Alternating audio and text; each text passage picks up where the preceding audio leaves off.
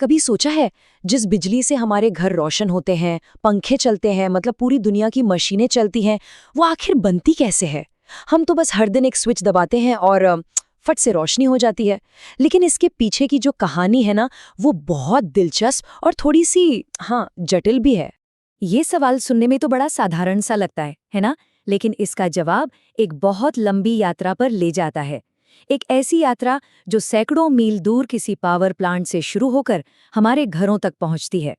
तो इस पूरे सफर को अच्छे से समझने के लिए चलिए इसे 5 हिस्सों में बांटकर देखते हैं। तो शुरू करते हैं। सबसे पहले तो एक बात समझना बहुत जरूरी है कि बिजली सीधे सीधे नहीं बनती।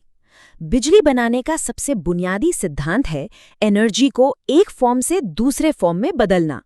मतलब हम किसी और ऊर्जा को बिजली में बदलते हैं। तो देखिए, बिजली बनाने का जो सबसे आम तरीका है वो है थर्मल पावर प्लांट। यहाँ होता क्या है कि कई कई मंजिला ऊंचे बॉयलरों में कोयला जलाकर जबरदस्त गर्मी पैदा की जाती है। अब इस गर्मी से पानी उबलता है और बन जाता है हाई प्रेशर स्टीम, मतलब बहुत ज्यादा दबाव वाली भाप। और ये तेज भाप जो है ना, वो एक बहुत बड़े पंखे, जिसे टरबाइन कहते हैं, उसको अविश्वसनीय रफ्तार से घुमाती है। और बस यहीं से असली जादू शुरू होता है, क्योंकि ये टरबाइन एक जनरेटर से जुड़ा होता है। तो टरबाइन का घूमना तो ठीक है, लेकिन बिजली कहाँ से आई? सारा का सारा खेल इस मशीन यानी जनरेटर के अंदर होता है। जब टरबाइन घूमता है तो वो अपने साथ जनरेटर को भी घुमाता है और मैकेनिकल एनर्जी को इलेक्ट्रिकल एनर्जी में बदल देता है। पर सवाल ये है कि ये होता कैसे है? ये सब होता है इलेक्ट्रोमैग्नेटिक इंडक्शन के सिद्धांत से। अब अगर इसे आसान भाषा में समझें तो जब एक चुंबक तांबे के तार की कुंडली के अंदर बहुत तेजी से घूमता है, तो ये तार के अंदर मौजूद छोटे छोटे कणों, जिन्हें हम इलेक्ट्रॉन्स कहते हैं, उनमें एक हलचल पैदा कर देता है। वो सब के सब एक दौड़ लगाना शुरू कर देते हैं, और इलेक्ट्रॉन्स की यही दौड़ असल में बिजली है। तो हमने कोयले से बिजली बनाना तो समझ लिया, लेकिन क्या बिजली सिर्फ और सिर्फ कोयले से ही बनती है? जवाब है बिल्कुल नहीं। बिजली बनाने के और भी कई बड़े स्रोत हैं। जरा इस टेबल पर नजर डालते हैं। हाइड्रो पावर में बांध से भारी मात्रा में गिरता हुआ पानी टरबाइन को घुमाता है, तो ये पूरी तरह बारिश और नदियों के जल स्तर पर निर्भर है। विंड एनर्जी में हवा की ताकत बड़े बड़े ब्लेड्स को घुमाती है, तो जाहिर है इसके लिए तेज हवा का चलना जरूरी है। थर्मल पावर का आधार कोयला है। और फिर आती है सोलर एनर्जी, जो सूरज की रोशनी को सीधे बिजली में बदल देती है। सबका सिद्धांत लगभग एक ही है, टरबाइन घुमाओ और बिजली बनाओ, सिवाय एक के। इसमें एक अनोखी बात यह है कि सौर ऊर्जा को टरबाइन की कोई जरूरत नहीं पड़ती। सोलर पैनल में लगे सेल्स सूरज की रोशनी को सीधे सीधे बिजली में बदल देते हैं, जो इसे बाकी तरीकों से एकदम अलग बनाता है। चलिए अब अगले पड़ाव पर चलते हैं। बिजली बन तो गई है, लेकिन असली चुनौती अब शुरू होती है, इसे पावर प्लांट से, जो अक्सर शहरों से बहुत दूर होते हैं, हम तक पहुंचाना। देखिए, जब बिजली बनती है ना, तो उसका वोल्टेज उतना ज्यादा नहीं होता।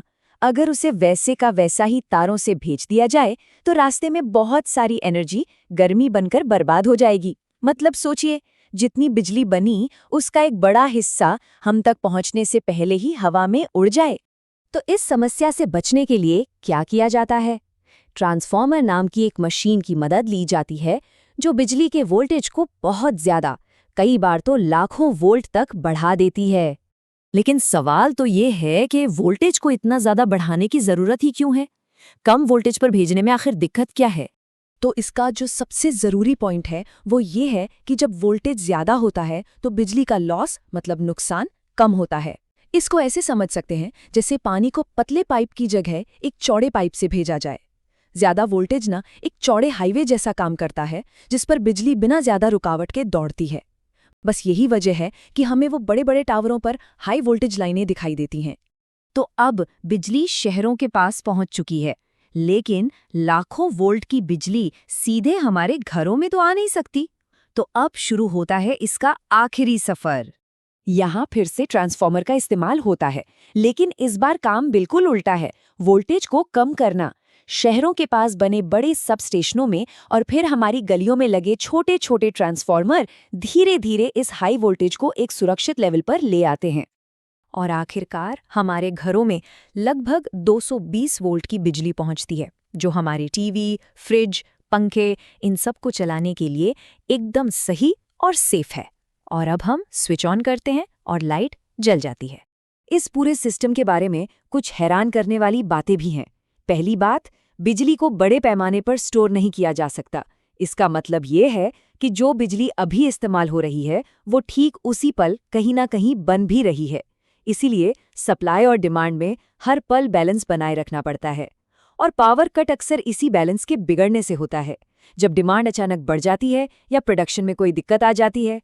हमने ये तो समझ लिया कि बिजली कैसे बनती और हम तक पहुंचती है, लेकिन अब एक बड़ा सवाल ये है कि भविष्य में हमारी ऊर्जा की ज़रूरतें आखिर पूरी कैसे होंगी। देखिए, कोयले से बिजली बनाना सस्ता तो पड़ता है, लेकिन इससे प्रदूषण बहुत होता है। इसीलिए पूरी दुनिया ग्रीन एनर्जी यानी हरित ऊर्जा की तरफ बढ़ रही है, जैसे कि सौर, पवन और हाइड्रो पावर। ये न सिर्फ हमारे पर्यावरण के लिए बेहतर है, बल्कि भविष्य के लिए भी बहुत जरूरी है। भारत में भी भविष्य की ज़रूरतों को पूरा करने के लिए सौर ऊर्जा पर बहुत जोर दिया जा रहा है। इसीलिए देश भर में तेज़ी से सोलर पावर प्लांट लगाए जा रहे हैं। और ये एक बहुत गहरी बात है जिस पे हम सबको सोचना चाहिए। बिजली खुद कोई सोर्स नहीं है, ये तो सिर्फ एक जरिया है, एक मीडियम है। ये कोयला की गर्मी, पानी की ताकत या सूरज की रोशनी को उस रूप में बदलती है जिसे हम इस्तेमाल कर सकें। असली ऊर्जा तो इन स्रोतों में है। अगर हम इन्हें ही समझदारी से इस्तेमाल नहीं करेंगे तो ये जरिया भी एक दिन खाली हो जाएगा। तो अगली बार जब कोई स्विच ऑन करे तो एक पल के लिए जरूर सोचिएगा, ये सिर्फ एक बटन नहीं है, इसके पीछे एक बहुत बड़ा, बहुत ही जटिल सिस्टम, हजारों मशीनें और लाखों लोगों के दिन रात की मेहनत जुड़ी हुई है। और आखिर में ये सवाल, बिजली को हम तक पहुंचाने की ये पूरी प्रक्रिया इतनी जटिल और अद्भुत है, तो क्या हमें इसके इस्तेमाल को लेकर थोड़ा और जिम्मेदार नहीं होना चाहिए? इस पर विचार जरूर कीजिएगा।